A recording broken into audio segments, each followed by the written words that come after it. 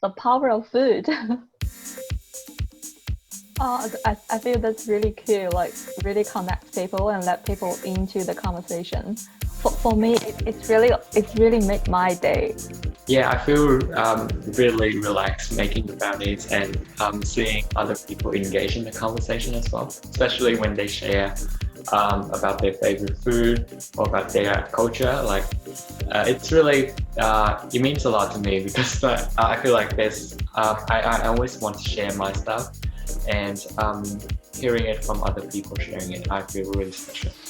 I feel like I'm really nervous before the event, but during the event, I feel everyone just so nice. We just come here, relax, and have a conversation. Yeah, don't let stress at all.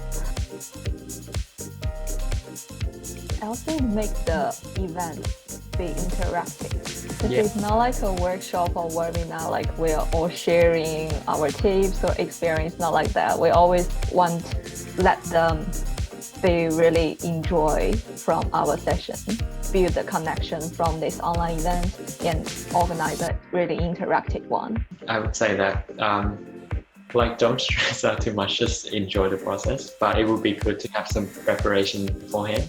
So the activity when you encourage us to give you like a rough plan of what you're going to do, I think it's really helpful because going with the flow is good, but sometimes you get stuck. So it's always good to have backup ideas of what we're going to say, what we're going to talk about. And yeah, definitely the lesson about promotion, like promoting the events. Yeah, we would love to, if there's an opportunities in the future, we would love to do this again. Like, it's really fun. I really enjoyed it.